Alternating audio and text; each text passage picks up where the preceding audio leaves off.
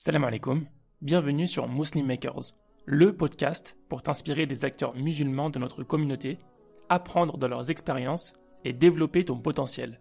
On voit des startups qui font 1 million, 2 millions, 3 millions de chiffre d'affaires et qui se posent ces questions-là de conformité et qui ont les moyens en fait de payer des sharia advisors, des consultants qui vont les accompagner. Et ils commencent de plus en plus à identifier ces problématiques de besoins en fonds de roulement, de financement, etc. Et là, on est qu'aux prémices, mais c'est en train de se développer. Il y a des acteurs qui sont en train de réfléchir déjà sur ce sujet-là et de structurer des offres d'accompagnement à destination des startups ou PME qui vont lever des fonds. Donc là, on est en plein dedans. C'est encore aux prémices, mais je suis content parce que ça avance. Tu peux suivre les dernières informations du podcast en t'abonnant à la newsletter, au compte Instagram Muslim Makers et en rejoignant le groupe Telegram. Tous les liens sont en description. Bonne écoute. Salam alaikum wa rahmatullah, Suat. C'est Malcolm Abdelrahman. Comment vas-tu? Écoute, ça va, en pleine forme. Et toi, comment ça va? Ça va super bien. Tu es où là? Tu es en région parisienne? En région parisienne actuellement, effectivement. Ouais, tu as passé l'été ici ou? Le mois de juillet, oui. Et puis le mois d'août, on va prendre un peu de repos. Une partie du mois d'août, un peu de vacances. On va bouger un peu par-ci, par-là. Ouais, Et toi? après des mois super intenses. Non, moi, je pense pas bouger cet été-là. J'ai commencé un nouveau travail. D'ailleurs, je l'ai pas Ok. annoncé, on n'est pas parlé dans le podcast, mais bon, je le balance comme ça. Là, je me suis installé à Riyad Inch'Allah. depuis quelques temps, depuis un mois et demi. Bon, le temps que l'épisode sort, ça fera quelques mois. Et donc là, ouais, je vais pas trop, je pense pas trop bouger, peut-être un petit week-end, quelque chose comme ça, mais c'est pas prévu pour Ok. l'instant. Donc là, tu passes l'été à Riyad alors. Ouais, je passe l'été au sauna. Ça enlève les toxines. C'est vrai que bon, ça doit être vide là. Il y a un petit peu, il y a tous les expatriés qui partent sur cette période, si je dis pas Ouais, de ouais, là, bêtises. franchement, il y a une bonne partie des personnes qui sont en voyage en Afrique du Nord, en France, en Europe, en vacances, peu Ok. importe où. Donc, c'est vrai qu'il n'y a pas beaucoup de monde, mais alhamdoulilah, moi, je retrouve mes routines, on fait ces petits podcasts, on parle aux gens, on découvre. Donc, alhamdoulilah. De toute façon, machallah, toi, t'es habitué à bosser un peu dans les quatre coins du monde. T'étais pas trop sédentaire jusqu'à maintenant, quand même. Ouais, ouais, là, j'en avais un peu besoin. C'est vrai que là, des derniers mois, j'ai pas mal bougé. Et là, c'est vrai que j'avais hâte de retrouver un peu de stabilité pour reprendre mes routines, même si les voyages, c'est bien un moment. Hmm. Mais là, je suis content de retrouver un peu de stabilité et de reprendre mes petites routines habituelles. Bon, en tout cas, qu'Allah mette la baraka dans cette nouvelle aventure pour toi. Amin, amin, barakallahu fik. Du coup, Suat, bon, nous, ça fait un moment, bon, on se connaît depuis très longtemps, hein. D'ailleurs, tu étais Mhm. présent à la Makers Conférence, tu as pu intervenir, ceux qui ne te connaissaient pas encore. Je pense que pas mal de personnes te connaissent pour le travail que tu fais, mais je te propose quand même de te présenter et de nous dire, voilà, d'où tu viens, ce que tu fais actuellement. Ok, bah, et déjà, dans un premier temps, merci à toi, Abdelrahman, pour cette invitation. C'est un vrai plaisir pour moi d'être avec toi sur ce podcast parce que moi, je t'ai découvert via ces podcasts, justement, et après, on a eu l'occasion de s'appeler, faire connaissance et au final, de faire pas mal de choses ensemble. Et j'avais beaucoup apprécié, bah, et j'apprécie toujours, hein, la qualité de tes podcasts. C'est vrai que ce qui est hyper intéressant avec toi, c'est que bah, tu as mis en avant des profils extérieurs à la France et ça m'a apporté à moi personnellement un mindset que je n'avais pas forcément. Donc ça, c'est cool. Merci à toi et puis ravi Je t'en prie. de pouvoir à mon tour y participer. Donc je m'appelle Souad Gursu, j'ai 30 ans et donc je suis issu de la région lyonnaise. Je suis né, j'ai grandi, j'ai fait mes études à Lyon dans le domaine du droit. Bon, moi j'avais une spécificité, c'est que j'étais très tôt, je savais un peu ce que je voulais faire. Je voulais devenir avocat. Donc j'ai fait des études en ce sens, licence droit, sciences politiques, master 1 en droit et master 2 en droit. Et j'ai eu franchement cette chance-là d'avoir fait un tout nouveau master qui s'appelait ingénierie sociale.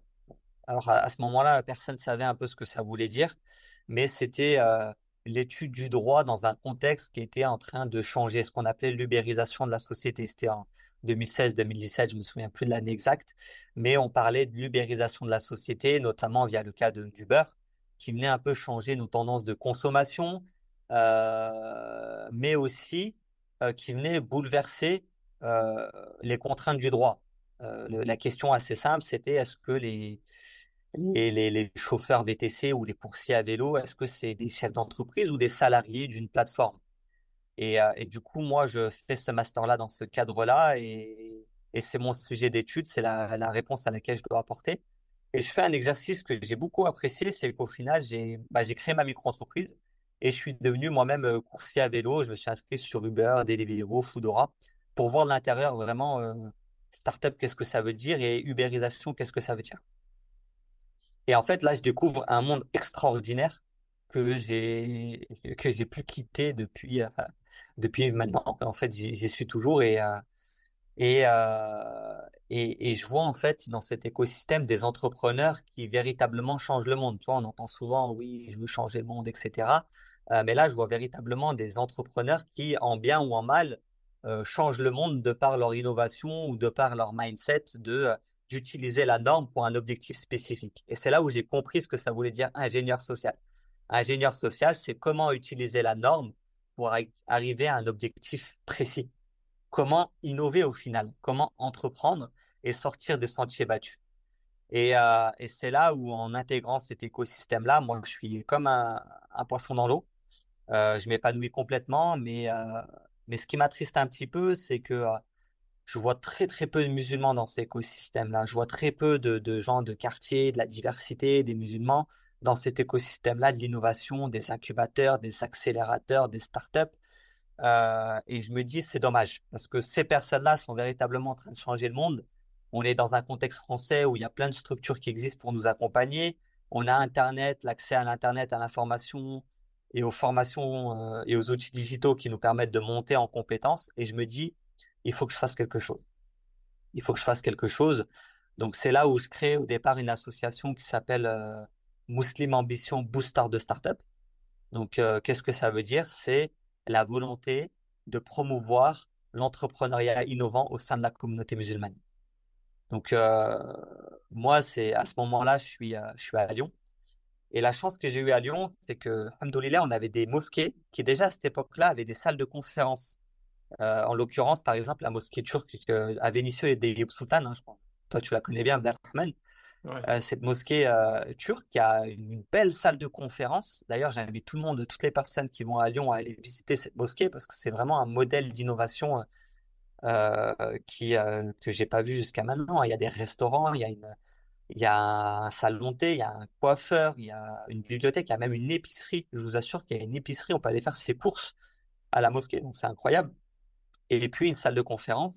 Et puis, je vais les voir et je toque à la porte et je leur dis, écoutez, j'aimerais organiser une conférence dans votre mosquée pour parler de l'entrepreneuriat, pour parler de création d'entreprise. Ils étaient un peu choqués parce que c'était la première fois, je pense, qu'on les contacte qu'on Mm. contacte une mosquée de manière générale pour parler de start-up, d'innovation. Et puis, ils me disent, OK, ils mettent à disposition la salle.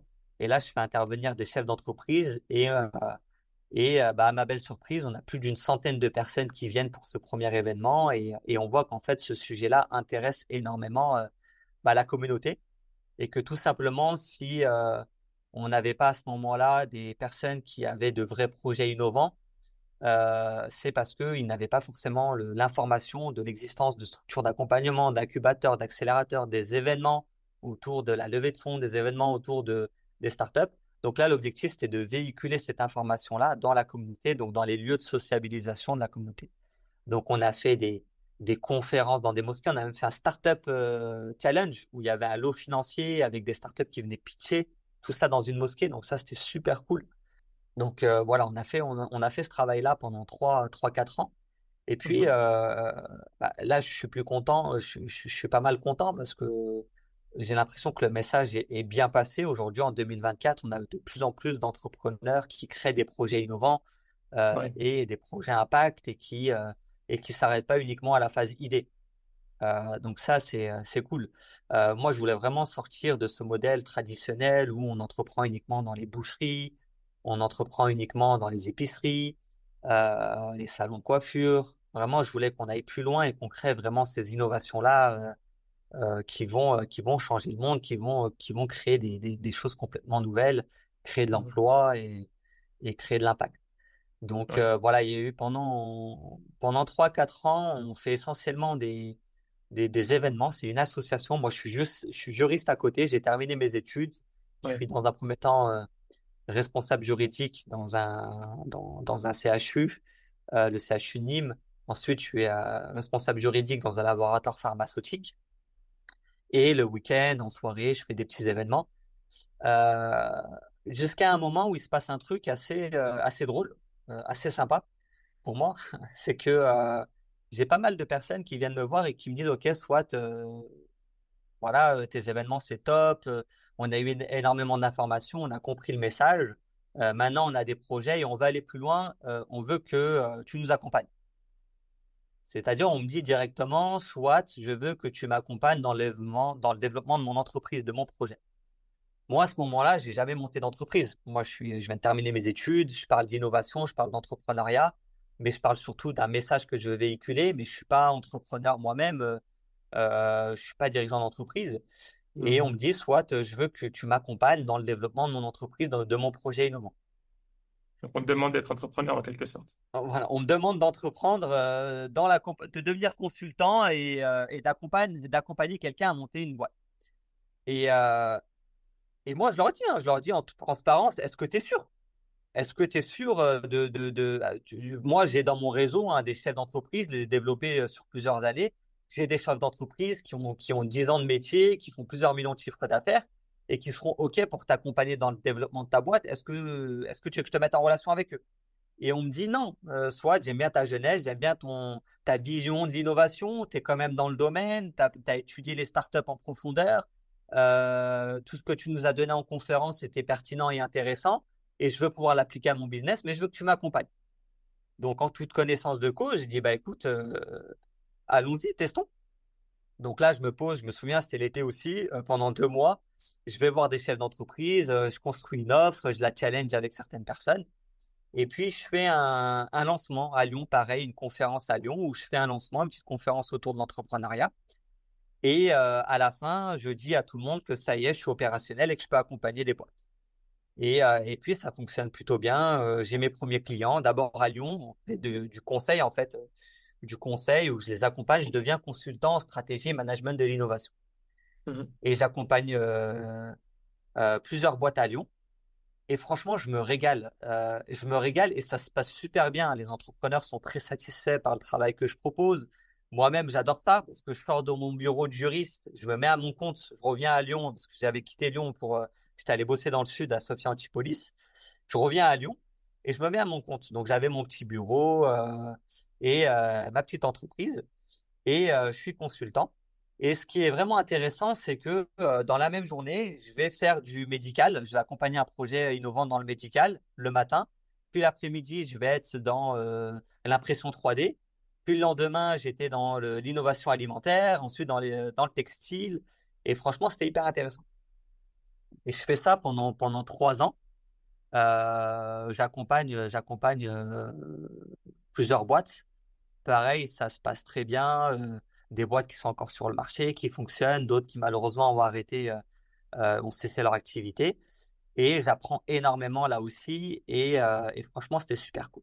Et bon, pour ceux qui font du conseil, je pense que ils sont conscients que le métier de consultant, c'est quand même très, très fatigant. Parce que, en fait, tu bosses sur énormément de problématiques en même temps parce que tu accompagnes plusieurs entreprises. Du coup, c'est vrai qu'au bout d'un certain temps, je commençais à fatiguer. Ouais, parce que tu Euh, travailles, enfin, tu dois faire beaucoup de recherches sur des expertises différentes, tu découvres des industries, etc. Donc, c'est fatigant, ouais. Exactement. Par exemple, un petit exemple, j'ai appris à calculer les valeurs nutritionnelles pour une innovation dans un projet alimentaire. Et ça a Mhm. été beaucoup de recherche parce que je découvre que l'industrie alimentaire, c'est un milieu complètement opaque. Ouais.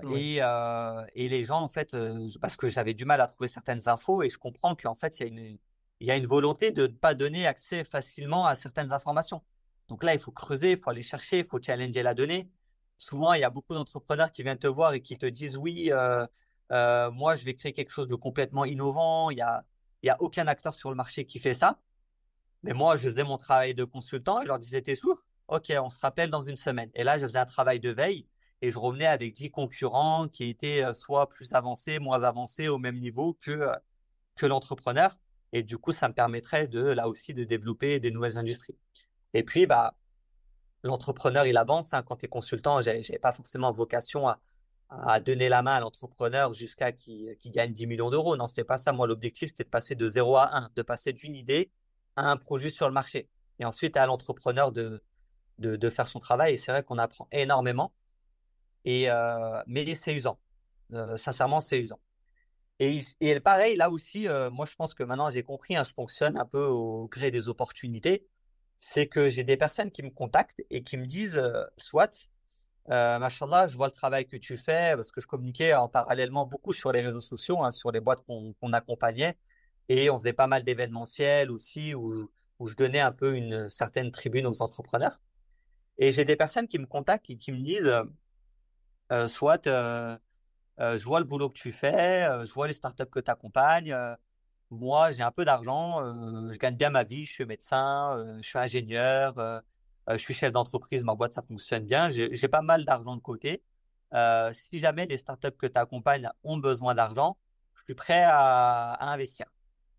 Donc là, il y a une, deux, trois, quatre, cinq personnes qui me disent ça. Et là, je me pose et je me dis, tiens, il y a quelque chose à faire. Parce qu'accompagner des projets innovants, c'est intéressant. Mais c'est vrai que pour pas mal de projets, à un moment donné, si on veut pouvoir passer à l'échelle, il faut des financements. Oui, Et le contexte, on le connaît, hein, le contexte une des principales sources de financement reste quand même le crédit avec intérêt euh, dans notre écosystème, l'écosystème des entreprises de manière générale, même si c'est pas la seule manière de financer, ça reste quand même un moyen de financer les entreprises qui est quand même prépondérant et qui est contraire à nos valeurs, qui est contraire aux miennes.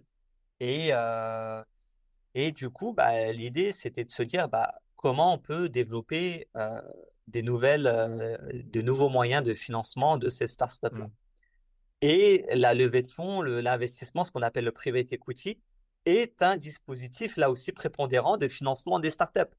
Mais ouais, les startups de la communauté, les entrepreneurs de la communauté ne sont pas forcément très au fait de ce sujet-là.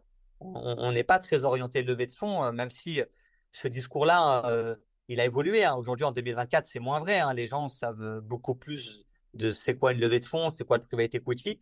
Mais à l'époque, c'était très, très peu courant d'avoir des entrepreneurs de la communauté qui faisaient des levées de fonds, qui allaient intégrer des fonds d'investissement, etc. Donc, il y a ce contexte-là.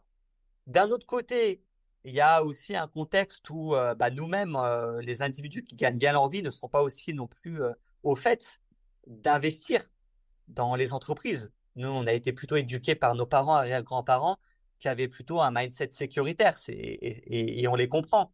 Parce que eux, quand ils arrivent en France ou dans n'importe quel autre pays, sur les périodes d'immigration, leur objectif premier, c'est de répondre aux besoins primaires. Savoir vivre, avoir à payer un loyer, acheter des vêtements, manger. Donc, ils n'ont pas forcément cette optique de j'ai les moyens d'investir. C'est d'abord répondre aux oui, besoins primaires. Un peu dans cet état d'esprit de père riche, père pauvre, on ne nous inculque pas ce mindset d'investisseur parce qu'ils n'ont pas ouais, forcément les moyens.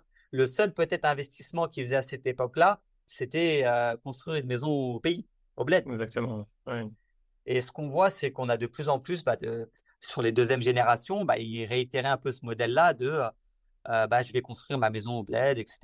pour être propriétaire en France aussi, on commence un petit peu. Exactement, la propriété. Il y avait une fois qu'on a une troisième génération, une deuxième génération qui gagnait bien sa vie, l'objectif, c'était de devenir propriétaire, la propriété immobilière. Et ça, 570 Easy a fait un travail extraordinaire sur ce terrain-là.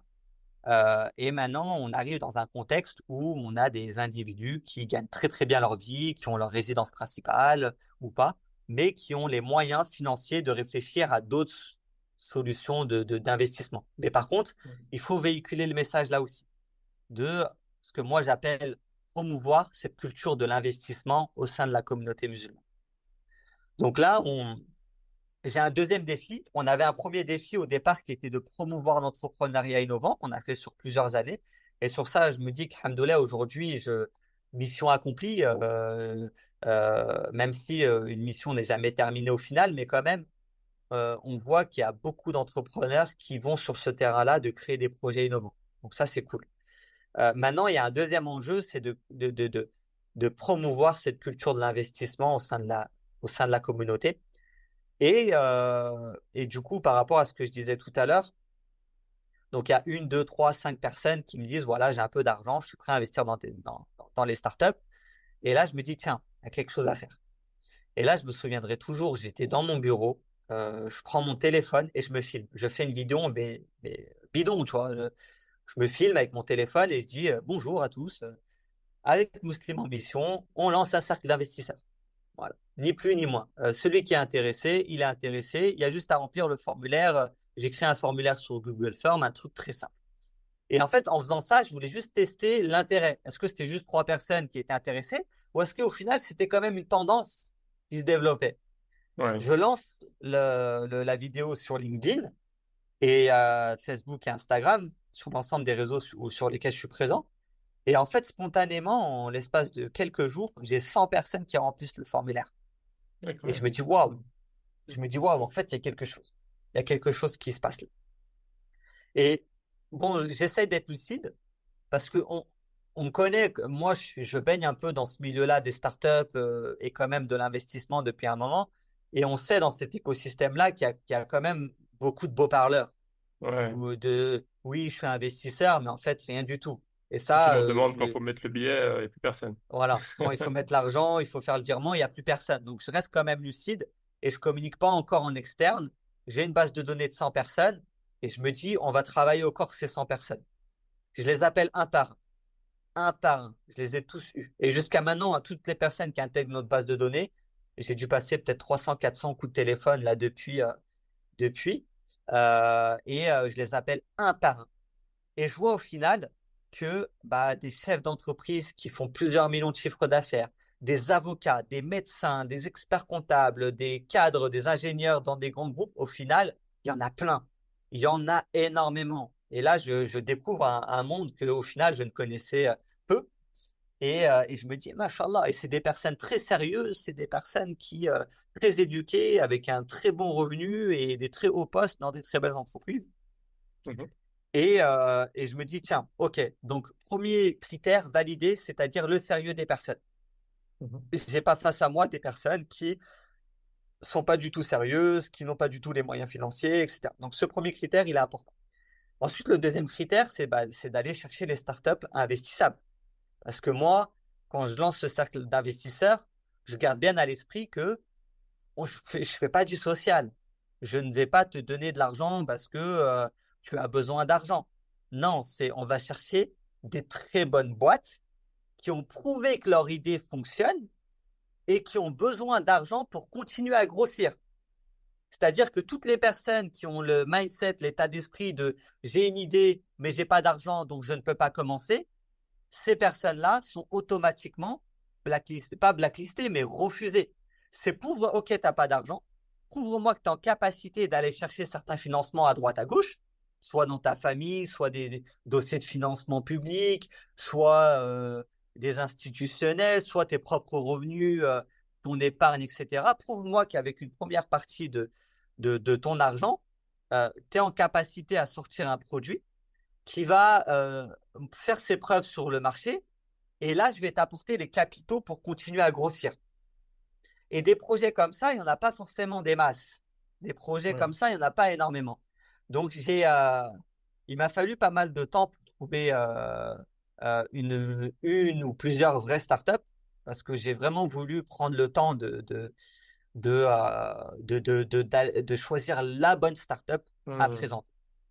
Ouais. Et du coup, entre la vidéo que je lance sur LinkedIn et la première session de pitch que j'organise, il y a 6 mois de temps qui s'écoule. Ouais. Et quand je trouve la première boîte, je la fais pitcher face aux investisseurs. Et en fait, bah, l'entrepreneur qui pitch, il pitch vraiment bien et il a un projet de très, très grande qualité. Et à la fin, on clôture et là, tout le monde va investir. C'est incroyable. En l'espace de quelques heures, on lève 250 000 euros. Tout le monde veut investir. Et je vois que les gens, c'est du sérieux. Les gens payent. Les gens investissent. J'ai très très peu de no-show, c'est-à-dire des personnes qui vont dire j'ai investi et qu'au final ils n'y vont pas. Ce pourcentage, il est très très faible.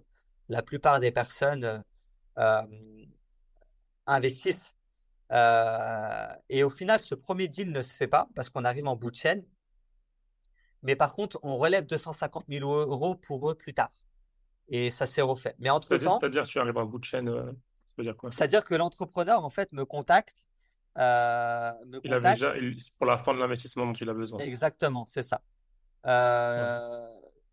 Euh, en fait, l'entrepreneur me contacte et il me dit, voilà, on arrive à la fin, il nous manque un dernier ticket.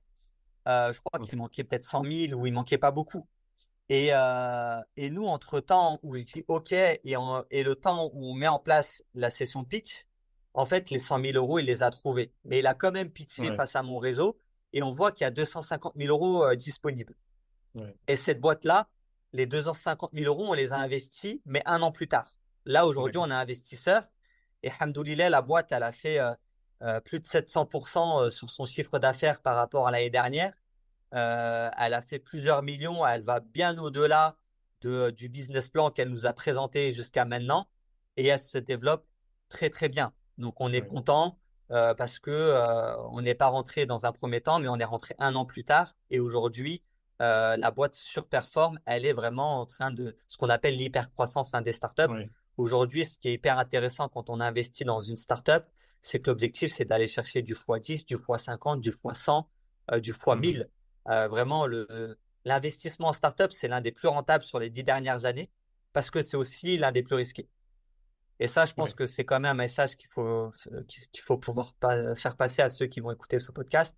C'est que oui, l'investissement en startup peut être très, très rentable. On peut faire des fois 10, des fois 20, des fois 100, des fois 1000. Mais c'est aussi l'un des plus risqués hein, sur l'échelle de l'autorité des marchés financiers, sur l'échelle de 1 à 7. 1, moins risqué, moins rentable. 7, plus risqué, mais beaucoup plus rentable. L'investissement en startup, il est plutôt sur 7. C'est pour ça que ce qu'on préconise, c'est d'investir pas plus de 5 à 10% de son épargne immobilier sur cette classe d'actifs. Et ce qu'on préconise, c'est de ne pas tout investir la même somme sur la même boîte, mais de diversifier, de mettre un petit peu sur chaque boîte. Ouais. Et c'est là où on crée un système assez sympa, c'est qu'aujourd'hui, au départ, il y avait la possibilité chez nous d'investir à partir de 5 000 euros Mhm. et on l'a diminué ce ticket à 1 000 euros. C'est-à-dire qu'aujourd'hui, tu as la possibilité d'investir à partir de 1 000 euros dans l'une de nos startups. Ouais. Donc, on a commencé nos premiers deals, on a fait des levées à 100 000. Aujourd'hui, les plus grosses levées, c'est 800 000. On a investi 800 000 dans les startups. Et Ouais. en fait, je suis relativement content parce que le- une période au début où il faut 6 mois, 7 mois pour trouver euh, une première boîte vraiment investissable, aujourd'hui, ça vient à moi. Aujourd'hui, les entrepreneurs nous contactent et les Ça personnes nous crée une contactent. image. Voilà, on a créé l'image, on a développé notre réseau et on a aussi surtout quelque chose qui était très important pour moi, c'était de développer notre crédibilité, Bien sûr. Ouais. la confiance et de dire, nous, quand on veut mettre de l'argent, on met de l'argent. Ouais. On n'est pas des beaux parleurs. Lorsqu'on a levé des fonds pour toi, on a levé des fonds pour toi. Quand je l'ai 800 000 pour toi, on investit 800 000. Et on n'investit pas 300 000. On investit, et jusqu'à maintenant, c'est plus de 3 millions d'euros qui ont été levés et injectés pour une dizaine de startups. Donc, sur des tickets entre 100 000 Ouais. et 800 000 Je euros. me rappelle, c'était il n'y a pas si longtemps où je crois que tu avais fait un post où c'était le premier million investi cumulé. C'était quoi? C'est C'était l'année ça. dernière? Même pas, fin d'année dernière? L'année dernière, Ouais. on a atteint notre premier million d'euros investis. Ouais. Et là, il se passe quelque chose d'énorme, c'est que dès lors que j'annonce ça, bah, ça fait beaucoup de bruit. Et en fait, là, sur le premier semestre 2024, donc de janvier à, c'était début avril, début ou fin de Ramadan, je crois que c'était fin avril ou début avril, je sais plus. Mais de janvier à avril, on présentait une startup tous les week-ends. Ouais. Tous les samedis, on présentait une startup. Et quand je dis qu'on présentait une startup, c'est dans le sens où il y a autant aujourd'hui de startups investissables, ce qui Mhm. n'était pas le cas à l'époque. À l'époque, il y avait très peu de startups investissables et les trouver, c'était vraiment un travail de détective à faire. pour les Ouais, trouver et les identifier. Aujourd'hui, euh, il y en a énormément. Et ce qui est cool, c'est qu'elles viennent directement à moi parce que j'ai été référencé dans bouche à oreille, tout ça. l'écosystème, Ouais, le bouche à oreille, on m'appelle aux événements privés, etc. Parce que généralement, les meilleurs dossiers, c'est ce que je dis souvent, l'écosystème startup, c'est comme l'écosystème de la recherche d'emploi. Les mhm, meilleurs postes ne sont pas sur Indeed ou n'apparaissent pas sur LinkedIn. Les meilleurs postes et les meilleures offres, elles vont passer en recommandation. Tiens, est-ce que tu connais quelqu'un dans ton réseau, le directeur ou le chef de service ou le manager? ouais, L'offre, il va la faire passer uniquement dans son réseau. Et là, les meilleurs dossiers de startup, c'est la même chose. Les meilleurs dossiers de startup ne disent pas ouvertement, hey, je suis en levée de fonds, aidez-moi, investissez chez moi. Tout se ouais, fait en réseau fermé. Et généralement, les meilleurs dossiers, c'est l'investisseur, il est plus en mode, donne-moi l'opportunité d'investir chez toi. ouais, C'est-à-dire que les meilleurs dossiers, tout le monde va investir. ouais. Le Mais il n'y mec, a il a pas à la peine besoin possibilité. d'en parler, ou la personne a à peine besoin d'en parler un petit peu, de dire, ouais, je lève des fonds, que direct les gens Exactement. Il sautent y a dessus, déjà quoi. Ouais, voilà, l'entrepreneur, il a fait ses preuves, il est référencé comme la meilleure startup. Une fois, un jour, on m'avait arrêté dans un salon et il y a un gars, il m'a dit, oui, soit si tu n'investis pas dans cette startup-là, c'est que tu as raté ta vie, que tu n'as rien compris au levée de fonds. Et du coup, moi, je suis allé voir la startup, je l'ai attrapé, j'ai étudié le truc et effectivement, c'était la startup du moment et il fallait absolument pas louper ce dossier. Et le gars, il voulait pas au départ nous faire rentrer. Et ouais, parce qu'il y avait le fonds d'investissement de Meta, il y avait le fonds d'investissement de tel groupe qui voulait investir. Et nous, on arrivait un ouais, petit peu comme l'outsider qui sortait un peu de nulle part et qui voulait prendre un peu des billes. Et je suis allé le voir, je lui ai dit, écoute, tu vas nous laisser rentrer. Il faut que nous aussi, on puisse profiter de ces opportunités-là. Mais en fait, j'ai dû ouais. faire un travail aujourd'hui de démontrer que, bah, ce que je disais tout à l'heure, on n'est pas des beaux parleurs, Le mec, mais que il a pas perdu du au-delà, temps, quoi. Ouais, je vais pas te faire perdre du temps, mais qu'en plus de ça, au-delà de ça, je t'apporte pas que de l'argent, je t'apporte aussi un réseau. Et c'est là où ça a été intéressant, c'est que quand tu as Meta en face de toi qui va investir, tu sais que Meta, ils vont pas t'apporter juste de l'argent. Ils vont t'ouvrir aussi un réseau et des compétences énormes. Et c'est là où moi, je dois faire une veille dans mon réseau. Et je m'aperçois au final que bah, il y a des gens dans des grands groupes, il y a des gens haut placés, il y a des gens qui ont des informations, il y a des gens qui ont des contacts, aussi bien en France qu'à l'étranger. On a un gros réseau au Moyen-Orient, en Suisse, en Angleterre, à Bruxelles, dans toutes les grandes villes de France. Et je m'aperçois qu'au-delà de l'argent, on a véritablement un réseau et qu'on arrive à accompagner nos boîtes dans leur développement et leur croissance. Aussi bien d'un point de vue réseau, là on accompagne une boîte à se développer au Moyen-Orient, on l'accompagne aussi sur un développement en Suisse. On a des investisseurs dans nos réseaux qui sont experts en supply chain, etc., qui accompagnent certaines boîtes dans lesquelles on a investi, qui sont dans l'hardware et qui ont besoin de faire transiter des pièces et du matériel d'Asie en non, France, etc., aux États-Unis. Et du coup, il faut avoir cette expertise-là pour réduire les coûts. Là, j'ai un de ouais, mes entrepreneurs chez qui on a investi 400 000 euros qui m'a appelé la dernière fois simplement pour me dire merci. Parce que, il travaillait avec l'un des investisseurs qui a investi à peine 4 000 euros. 4 000 euros, c'est pas énorme. Mais l'expertise qu'il lui apporte sur la partie logistique, gratuitement, vaut beaucoup plus que les 4 000 euros investis. Il m'a dit, c'est incroyable. Il m'a appelé simplement pour me dire merci. Donc, c'est là où on est en capacité de pouvoir vendre ça. Donc, au final, on a réussi à rentrer dans la boîte en question et aujourd'hui, elle se développe super bien et elle arrive à signer des grandes enseignes. Donc, voilà, malheureusement, par souci de confidentialité, je ne peux pas forcément citer toutes les boîtes, mais, euh, mais on a aujourd'hui pas mal de ces boîtes qui aujourd'hui se développent plutôt bien. Donc, on est content parce que on investit, on investit dans l'économie réelle, ça crée des projets innovants qui ont de l'impact. Parce que ce que je disais tout en introduction, l'innovation n'est pas forcément bonne. ouais, Euh, L'innovation, elle peut aussi détruire la terre. Elle peut aussi avoir un effet néfaste sur les individus.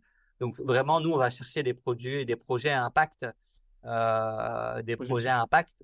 Ouais, Et, euh, et quand on voit ces projets-là euh, avoir un impact positif, mais aussi créer de l'emploi, bah, là, ça fait plaisir ouais, parce qu'elles vont réussir à créer de l'emploi Et c'est des entreprises qui vont recruter dans la diversité et qui vont pas faire de discrimination.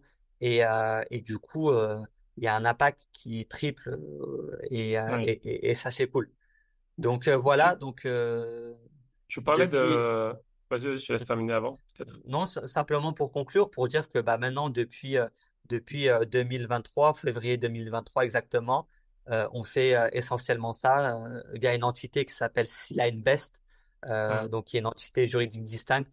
On est spécialisé sur la partie investissement des startups. Et là, on est en train de développer de nouveaux services, notamment la formation, parce que beaucoup nous disent, OK, nous, on veut investir dans les startups, mais on aimerait bien comprendre comment ça fonctionne. Donc, on a toute une formation qu'on a mis en place, qui est prête, qui est disponible pour comprendre comment fonctionne l'investissement en startup. Et puis, une application aussi qui va sortir prochainement pour créer des interactions et des connexions entre les individus pour qu'ils puissent se rencontrer et aborder l'investissement en startup ensemble. Top. Tu parlais plutôt du manque de solutions de financement pour l'entreprise et c'est ce sur quoi tu as travaillé. Par rapport à un investissement en private equity, donc avec des business angels ou des investisseurs classiques, euh, est-ce qu'il y a des choses qui sont prises en compte en fait dans la manière dont les contrats sont effectués sur les investissements que tu as dû prendre en compte?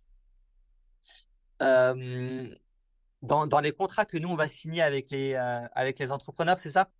Oui, Ok. Il y a une chose qui est importante et justement un sujet sur lequel on travaille en ce moment, c'est que, comme tu l'as dit, au-delà de l'investissement qui doit être conforme au droit commercial musulman, il n'y a pas que le financement, il y a effectivement ces contrats-là.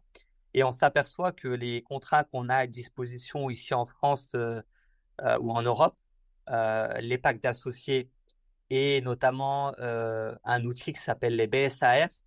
Euh, ouais, alors les BSAR, très rapidement, c'est un outil juridique qui te permet d'investir très rapidement dans une startup sans avoir forcément une valorisation qui est fixe et sans être obligé de faire une augmentation de capital. Ce qui te permet en fait de d'avoir l'argent rapidement sans forcément que cet argent soit bloqué en attendant que l'augmentation de capital soit terminée. Et en fait, on s'aperçoit que cet outil de BSAR, comment elle est construite de manière générale, n'est pas forcément conforme au droit commercial musulman. Et de manière générale aussi, on s'aperçoit que les fonds d'investissement qui font signer des pactes d'associés aux entrepreneurs, il y a certaines clauses qui sont bon, là aussi pas conformes au droit commercial musulman. Et en fait, c'est difficile d'imposer ces conditions à un fonds. Le fonds, il va venir, lui, il va investir 1 million d'euros, 1,5 million, 2 millions d'euros. Et du coup, c'est ce qu'on appelle, il va prendre le lead sur l'investissement. Donc, ça veut dire qu'au-delà de l'argent, il va aussi imposer ses conditions contractuelles. Donc, quand toi, tu arrives et que tu mets 200 000 euros, bah, c'est difficile de négocier et de dire, attends, moi, cette clause, la liquidité préférentielle, etc., je la veux pas, ou il y a certaines choses qui sont imposées. Ou tous ces critères dans le BSAR, je veux que tu m'enlèves ces trois, quatre critères et que tu en laisses un ou deux uniquement. C'est des choses parfois que tu peux pas négocier. Et en fait, nous, quand on est arrivé sur le marché, on est arrivé en mode petit, mais aussi parce qu'on s'est mis dans un mindset petit. Oui, il y a des fonds, ils ont plusieurs millions. Nous, on est là, petit, on investit des 100 000, 200 000. On fait profil bas, on apprend, on va s'améliorer au fur et à mesure. Mais là, quand je vois qu'on peut mettre en fait des 800 000, des 1 million sur des startups, on n'est plus un petit. Et en fait, il m'arrive certaines situations où en fait, c'est moi le leader sur certains deals. Ça, c'est arrivé 3 fois sur mes 3 derniers deals. C'est moi le leader. Et c'est moi qui mets les plus grosses sommes. Donc là, je me dis, il y a un enjeu, il y a quelque chose à faire. C'est qu'il faut qu'on arrive à structurer une documentation et des outils nous aussi. Et qu'on arrive à structurer nos propres pactes et nos propres BSAR. Et que aux entrepreneurs, on puisse leur dire, tiens, euh, on ne t'apporte pas aussi l'argent, on va aussi t'apporter les contrats. Et si tu veux bosser avec nous, il faut que tu sois OK sur les contrats. Et ça, c'est un enjeu sur lequel on bosse en ce moment même avec des acteurs très impliqués. Et c'est là où il y a dû avoir un travail de sensibilisation. C'est-à-dire que moi, il y a 3, 4 ans de ça, j'ai pris beaucoup de portes fermées. C'est-à-dire que j'ai appelé les meilleurs consultants, les meilleurs Sharia advisors. J'ai appelé les chouyours français, les meilleurs chouyours français qui maîtrisent tout le droit commercial, mais aussi tout le droit musulman, mais français aussi et européen. Et en fait, ils m'ont mis des vents où ils m'ont fermé la porte en mode, moi je bosse avec des grandes banques, je bosse avec des États.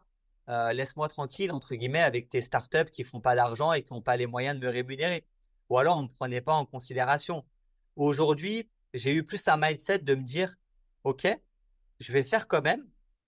Et après, vous allez constater qu'il y a vraiment un marché et vous allez intégrer ce marché-là.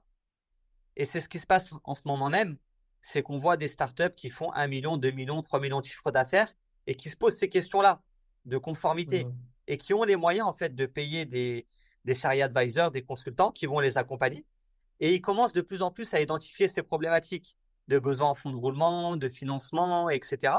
Et là, là on est qu'aux prémices, mais c'est en train de se développer. Il y a des acteurs qui sont en train de lancer de plus en plus, de réfléchir déjà sur ce sujet-là et de structurer des offres d'accompagnement à destination des startups ou PME qui vont lever des fonds. Donc là, on est en plein dedans. C'est encore aux prémices, mais je suis content parce que ça avance. Les startups, maintenant, c'est un sujet qui a été pris en considération. C'est un sujet sur lequel les experts en finance islamique sont en train de travailler pour Mhm. pouvoir proposer des solutions qui soient conformes en tout bien, aussi bien sur le financement que sur la structuration juridique.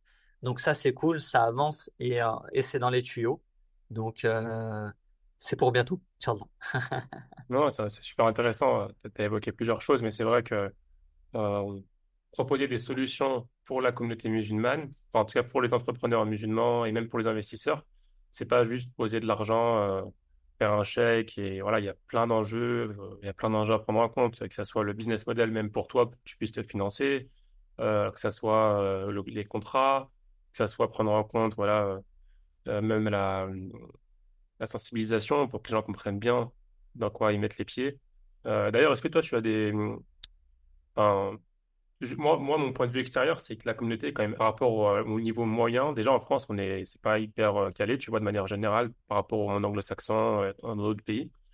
Mais en particulier chez la communauté musulmane, vu on commence à peine à découvrir ce monde-là, on n'est pas hyper mature non plus. Donc, par exemple, est-ce que tu as des problèmes, par exemple, euh, de gens qui comprennent pas qu'une boîte ne fonctionne pas, ou bien vient se plaindre parce qu'une boîte n'a pas fonctionné, parce que c'est vrai que ça reste un produit risqué et il faut, voilà, quand tu mets de l'argent, est-ce que les gens savent ce que ça fait de perdre de l'argent et est-ce qu'ils le prennent bien? Oui, et en fait, j'ai fait un gros travail de sensibilisation à ce niveau-là. On essaie de le répéter à chaque fois sur chaque dossier qu'on fait, de rappeler le risque et qu'il y a la possibilité de tout perdre.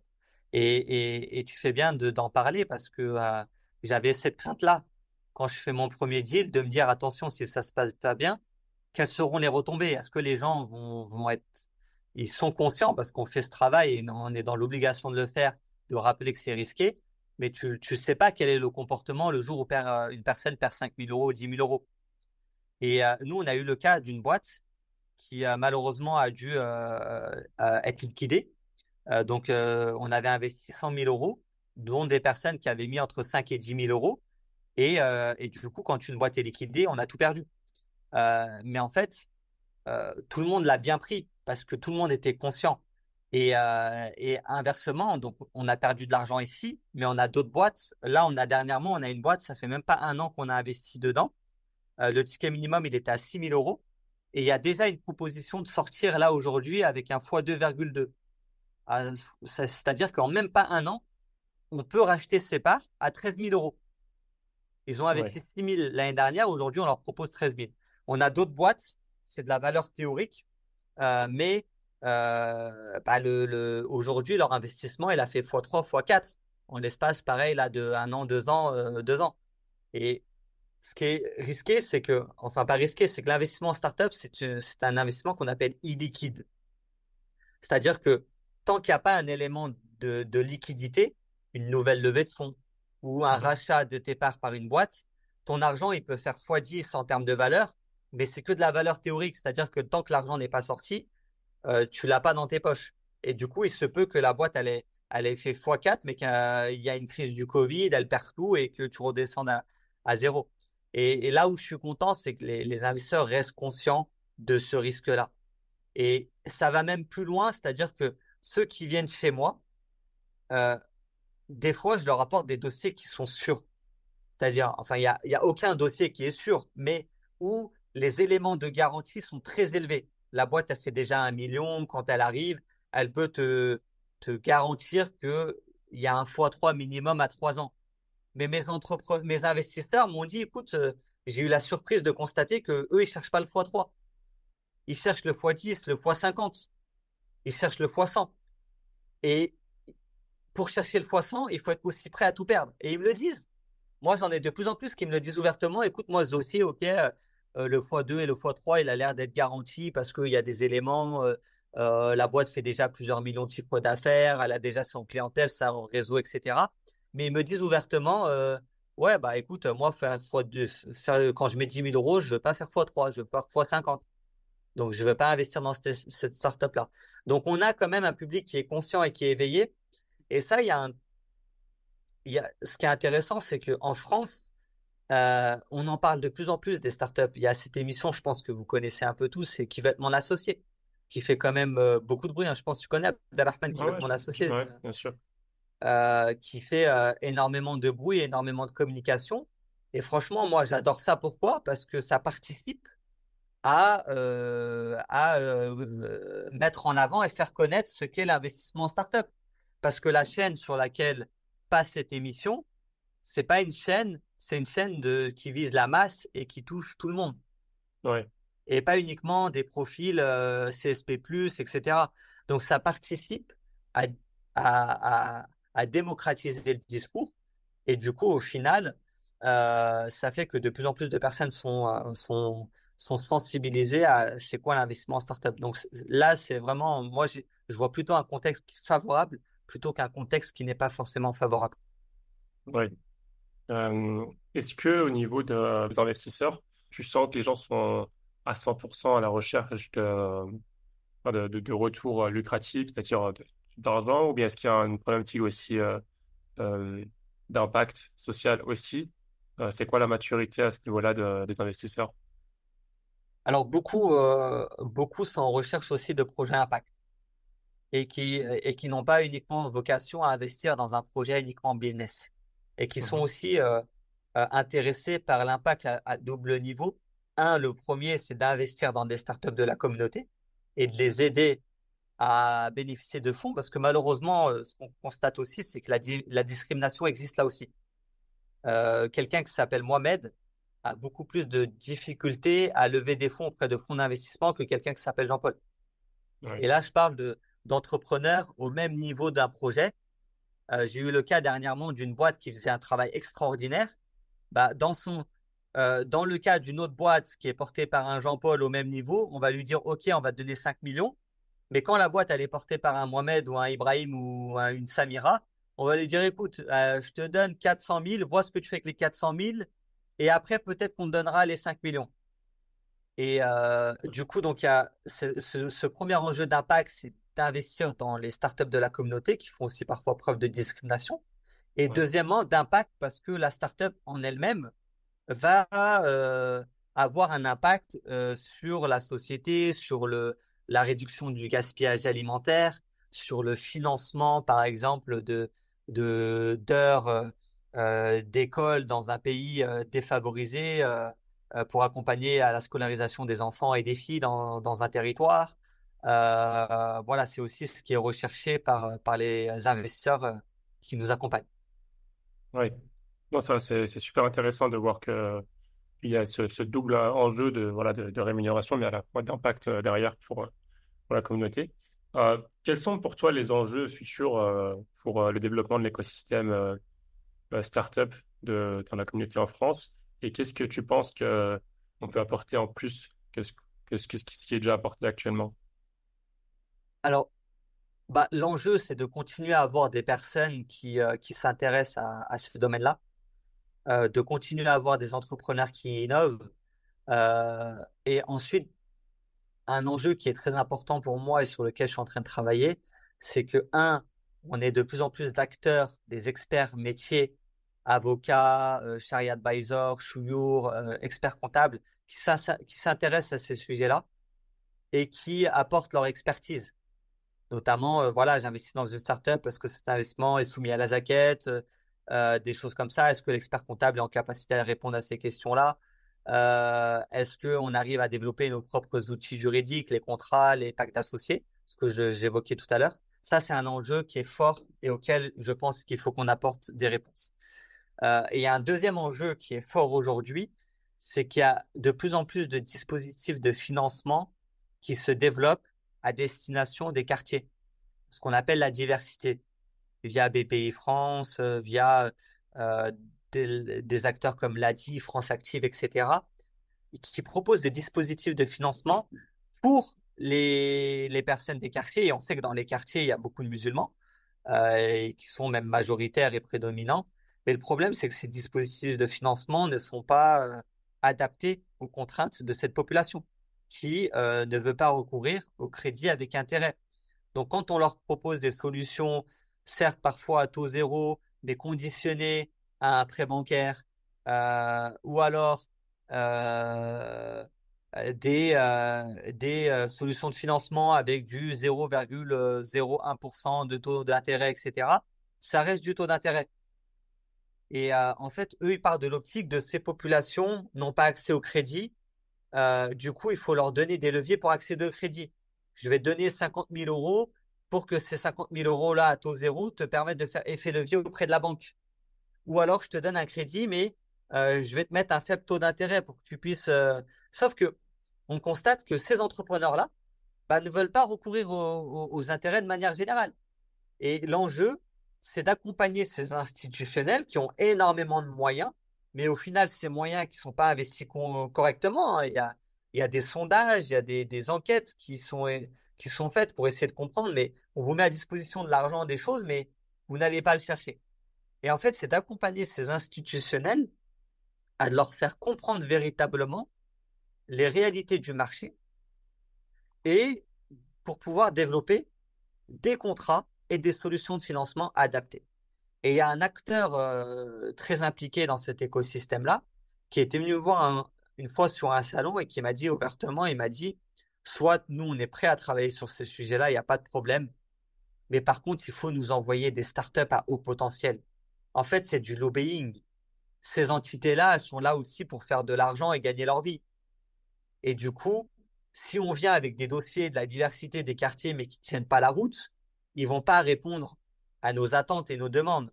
Mais si on vient avec des startups qui peuvent faire plusieurs millions de chiffres d'affaires et qui peuvent créer de l'emploi, parce que la donnée clé, c'est la création d'emplois. Dans un premier temps, la création d'emplois par le dirigeant, qui est issu d'un quartier, qui va créer son emploi et qui va créer d'autres emplois. Si on vient avec des startups comme celle-ci, et ben là, ils vont se dire, ah tiens, si cette personne-là, on lui donne de l'argent, il va y avoir des résultats. Donc, on va accepter ces conditions. Ces conditions, c'est pas d'ariba, enfin pas d'intérêt, hein, on parle pas d'ariba, mais pas d'intérêt ou des conditions particulières dans le contrat. Parce que parfois, on va te dire, il n'y a pas d'intérêt dans le prêt que je te donne, mais tu dois souscrire à une assurance vie. Et cette assurance vie, est-ce qu'elle est conforme, pas conforme? Voilà, c'est des questions et des interrogations. Faut bien lire entre les lignes. Il faut bien dire ce qu'il y a derrière, parce que c'est pas uniquement l'intérêt, c'est que, ok, tu prêtes sans intérêt, mais du coup, qu'est-ce que tu gagnes? Bah, tu gagnes ailleurs. Du coup, il faut déplucher les contrats et analyser. Et du coup, il y a un travail qui a été fait. Il y a des boîtes à fort potentiel qui sont parties faire ce travail de lobbying et ça fonctionne et ça a marché. Ils ont obtenu des financements qui sont conformes en tout point. Et là, je veux rappeler une chose, c'est que c'est pas du communautarisme. On n'est pas là en train de faire du musulman pour du musulman parce qu'on a un projet politique derrière, etc. C'est pas du tout ça. C'est simplement de permettre à une certaine catégorie de la population de pouvoir aussi être actifs sur le marché. Nous, on a les startups, c'est qui on accompagne, ils vont embaucher des musulmans et des non-musulmans. Il y a cette diversité qui se crée. Ils vont créer 15, 20, 30 emplois et ils vont embaucher aussi bien des musulmans que des non-musulmans. Et ils vont embaucher tout le monde. Et ce culturalisme qu'on peut voir dans les entreprises, il est génial. Il est génial. Et ça, c'est cool. Et c'est simplement bah, de répondre à des problématiques parce qu'il y a énormément d'argent qui sont investis dans les quartiers. Et il y a de plus en plus d'incubateurs parce que ça, c'est une vraie dynamique aujourd'hui du gouvernement. C'est de dire on veut accompagner les gens des quartiers à devenir chefs d'entreprise. Alors, c'est un sujet que je ne veux pas forcément aborder, mais derrière, il y a un intérêt, il y a un objectif pour eux de faire ça. Mais si je prends les choses complètement de manière littérale et théorique, il y a beaucoup d'argent qui sont investis pour accompagner les entrepreneurs. Mais est-ce que cet argent-là, il est investi correctement ou pas? Et pour qu'il soit investi correctement, il faut qu'on fasse nous aussi notre travail de ramener vers le haut les réalités du marché, les réalités du terrain, et de montrer que ce qu'on accompagne, c'est pas uniquement le fast-food du coin, c'est pas uniquement la boucherie du coin, c'est quelqu'un qui va créer la licorne de demain. Donc là, notre objectif, c'est vraiment, et je sais qu'il y a plusieurs acteurs qui y travaillent, mais avec Scylla, c'est l'objectif aussi, c'est de faire en sorte qu'on fasse émerger la première licorne issue de la diversité issue des quartiers. Donc, une licorne, c'est quoi? C'est une entreprise qui est valorisée à plus d'1 milliard d'euros. Hein, tout ce qui est Le Bon Coin, Doctolib, Blablacar, etc., qui sont les licornes françaises. Mais aujourd'hui, toutes les licornes qu'on a en France, c'est tous les mêmes profils. On n'a pas de personnes issues des quartiers. Mais prochainement, ça sera le cas. On y travaille dur. Top. Bah, écoute, Suat, je pense que c'est un bon mot de la fin. On va terminer par quelques petites questions. Je te remercie beaucoup pour les informations que tu as communiquées. Pour ceux qui te connaissent, ça leur a permis, je pense, de mieux te connaître. Et ceux qui ne te connaissent pas ou qui ne connaissent pas spécialement euh, voilà, les produits ou les solutions qui existent en France pour la communauté musulmane, je pense que ça a permis à des personnes de découvrir un peu mieux. Donc, par rapport aux questions de la fin, Suat, est-ce que tu as, toi, des routines est-ce que toi, tu voyages beaucoup en France pour aller voir les entreprises chez lesquelles tu as investi ou tu restes principalement en région parisienne? Et est-ce que tu gardes des routines? Alors, je voyage pas mal, effectivement. Le Covid m'avait coupé à un moment donné, mais là, j'ai repris un peu le voyage. Et en fait, ce que j'essaye de faire, c'est d'essayer de combiner voyage et en même temps professionnel et personnel. Alors, je voyage surtout pour aller voir mes investisseurs, pas forcément les startups. La plupart des startups sont basées en France et je les vois quand même régulièrement. Mais là, je voyage pas mal pour aller rencontrer à la rencontre de mes investisseurs, mais surtout véhiculer le message que j'ai passé aujourd'hui. Et la chance qu'on a, c'est d'avoir beaucoup de nos investisseurs qui sont répartis un peu de partout. Donc, ils peuvent nous accueillir, nous mettre à disposition des locaux pour pouvoir faire un petit événement pour promouvoir l'investissement startup. Donc, on essaie de Top. voyager pas mal. Top. Est-ce que tu as une recommandation de lecture, de film, de documentaire, ce que tu veux, qui t'a marqué récemment? Alors moi, j'ai deux lectures qui m'ont marqué. La première lecture qui est vraiment orientée startup, c'est un livre qui s'appelle tout simplement Lean Startup, qui est un petit peu un des ouvrages de référence sur la méthodologie pour monter une startup. Il y a beaucoup de Mhm. livres qui écrivent, c'est des manuels que j'aime pas du tout, comment faire une étude de marché, comment monter un business, etc. Là, c'est vraiment une méthode qui est le Lean Startup, une méthode agile que quand j'ai découvert cet ouvrage-là, ça a été un peu une révolution et je l'ai gardé à mes côtés pendant de nombreuses années pour vraiment développer un mindset. Euh, Vraiment, au-delà de parler de méthodologie de travail, j'ai plus envie de parler dans le cadre des startups d'un mindset à avoir quand on veut monter une boîte qui va devenir une future licorne et qui va chercher une croissance exponentielle. Un Ouais, deuxième ouvrage aussi qui m'a marqué et qui m'a poussé dans le travail que je suis en train de faire aujourd'hui, c'est un livre qui est déjà pas mal connu, hein, c'est Père riche, Père pauvre. ouais, Euh, et ce livre-là m'a fait comprendre véritablement que tes parents te transmettent un mindset là aussi et une éducation financière. Est-ce que tu vas développer une logique plutôt sécuritaire et d'épargne ou est-ce que tu vas développer plus un mindset d'investissement et, euh, et le fait de faire tourner ton argent dans l'économie réelle. Donc, c'est ces deux ouvrages-là qui m'ont marqué aujourd'hui dans le travail que je fais jusqu'à maintenant. magnifique. Je te remercie, Suat. Et enfin, pour terminer, si des gens souhaitent te suivre, que ce soit des gens qui ont des questions, ou bien peut-être des entrepreneurs qui souhaitent lever des fonds, ou bien des investisseurs qui souhaitent investir, comment suit ton travail, est-ce que d'ailleurs tu as, on va dire, un maximum, une charge maximum que tu peux avoir et que tu l'as déjà atteint, peut-être, je sais pas. Parce que tu me disais que tu faisais une fois par semaine des pitchs. Mhm. Euh, Ça en est où par rapport à ça? Alors, moi, on peut me suivre hein, sur la plupart des réseaux. Je suis beaucoup plus actif sur LinkedIn que sur Facebook et Instagram. Mais Ouais, on peut aussi me suivre sur Instagram, là où je suis présent, où j'essaye de donner un peu les actualités de nos travails et de mettre en avant nos startups. Et puis aussi bah, sur notre site internet directement, scylla-invest.com, où là, vous pourrez découvrir tout ce qu'on fait. Moi, n'hésitez pas à me contacter directement sur LinkedIn. Et en termes de dossier, donc on a eu un premier semestre qui a été juste exceptionnel, qui a été énorme, où j'ai reçu que des dossiers vraiment à très fort potentiel. Et là, en fait, le pari que j'ai pris sur le deuxième semestre 2024, c'est de ralentir un petit peu les dossiers. Pourquoi? Parce que on a investi dans une dizaine de startups et maintenant j'ai envie de pouvoir me poser, de me concentrer, de me dire tiens, qu'est-ce qu'on peut apporter véritablement à ces startups-là? Et au lieu de passer à un nouveau dossier et enchaîner les dossiers, c'est de se dire tiens, sur ces startups-là, qu'est-ce qu'on peut leur apporter véritablement? Donc ouais, là, sur le deuxième semestre, on a un gros dossier qui arrive, qu'on est en train de prendre le temps de préparer, mais on ralentit la cadence. On va prendre peut-être un ou deux dossiers et pas forcément un dossier tous les week-ends. On n'a pas une régularité. C'est-à-dire que je ne promets pas de présenter une startup tous les mois. Ça peut être trois startups dans un mois comme une startup tous les 4 mois. C'est vraiment en fonction du dossier que je peux avoir. Donc j'étais arrivé sur une charge maximale, on va dire, au 15 mai, j'étais épuisé.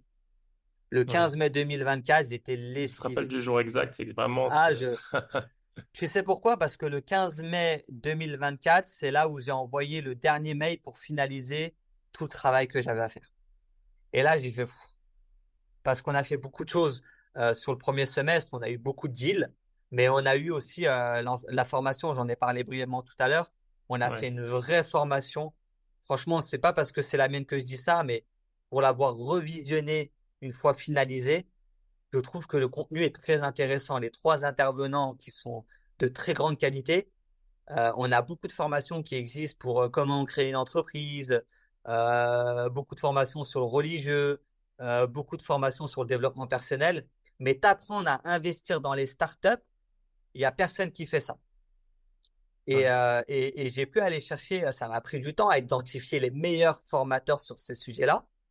Quand je dis les formateurs, c'est les meilleurs experts qui ont aussi cette pédagogie de former les gens. Et une fois que je les ai trouvés, on a mis ça en place. Et ça aussi, ça m'a pris beaucoup de temps parce que on a mhm, fait tout ça sur le premier semestre. Et justement, au 15 mai, j'envoie les derniers mails pour finaliser les dossiers d'investissement. Une dernière boîte, une fintech chez qui on a investi 800 000. Et j'envoie le dernier mail pour dire, voilà, la formation est prête en e-learning. Vous pouvez accéder pour tous ceux qui avaient acheté les précommandes. Donc voilà, là j'ai pris un peu de repos pendant un mois et demi où on a ralenti un peu la cadence. Et là, depuis le 1er juillet, on a repris parce que là, on a des enjeux forts pour la rentrée. C'est de sortir la formation en e-learning ouverte à tout le monde et puis une application qui te permettra de te connecter à l'ensemble de nos investisseurs sur l'ensemble du globe pour parler mhm. aussi bien de questions d'investissement, mais aussi de questions de business de manière générale. Là, la promesse, c'est développe un réseau de personnes qui ont le même mindset que toi, c'est-à-dire et les mêmes valeurs aussi, les mêmes valeurs et un mindset orienté investissement sur tout le globe. Et aussi, il y Ouais, a quelque chose qu'on me demande beaucoup, c'est soit est-ce que tu connais pas un bon avocat en droit des affaires? Est-ce que tu connais pas un bon expert comptable, un bon fiscaliste, un bon notaire? Là, on va les référencer sur l'application. On va créer un catalogue restreint d'experts métiers qu'on va certifier, valider parce qu'on a déjà travaillé avec eux. Et du coup, plutôt qu'à chaque fois d'envoyer des numéros par-ci par-là, OK, si tu veux accéder à notre catalogue de professionnels et d'experts métiers validés et référencés par Sila Invest, tu dois être abonné à notre application qui va bientôt sortir prochainement. Donc, je pense que lorsque ce podcast sortira, je pense qu'elle sera déjà opérationnelle. Mais voilà, on est en train de travailler un peu sur tous ces sujets-là. Et ouais. puis, pareil, on a des nouveaux dossiers qui vont arriver prochainement. Top. Bah écoutez, aux auditeurs et auditrices, il faut suivre Suat sur les réseaux sociaux pour être au courant des nouveautés, Inch'Allah. Siad, écoute, je te remercie beaucoup. Je suis vraiment content d'avoir pu faire cette interview. J'aurais pu la faire il y a bien longtemps, l'interview, mais je sentais que tu montais en puissance et j'ai bien eu raison d'attendre parce il y a un an et maintenant, il y a eu beaucoup d'évolutions. Tu as levé 2 fois plus d'argent que tout ce qu'il y avait avant. Donc, c'est vraiment cool. On demande à Dieu qu'il te mette la baraka, qu'il t'aide Amin, amin. à être utile à la communauté et à permettre voilà, de développer des entreprises, développer l'économie islamique, en tout cas pour les musulmans, mais pas que, comme tu l'as évoqué. Euh, Ce type d'investissement à impact et les entreprises sur lesquelles tu investis, ça apporte du bon chez tout le monde, pas que chez les musulmans. Donc, qu'Allah te facilite et qu'ils mettent la baraka dans tes projets actuels et tes futurs projets. Amin, Amin Ajbarin. Encore un grand merci à toi pour ton invitation. C'était vraiment un plaisir d'y participer et un plaisir toujours d'écouter tes podcasts qui sont toujours de très grande qualité. Donc, merci à toi pour le travail que tu réalises et qu'Allah mette la baraka dans tout ce que tu fais. Amin. Barakallah fik, Suad. On se capte bientôt, Inch'Allah. À très vite. Amin. Salam À alaikum. bientôt. Alaykoum salam wa rahmatullah. Si cet épisode t'a plu, je te propose de le partager à 3 personnes de ton entourage, à noter le podcast 5 étoiles sur Apple Podcast et à invoquer Dieu pour qu'Allah mette la baraka dans cette initiative. À bientôt, Inch'Allah. Salam alaikum.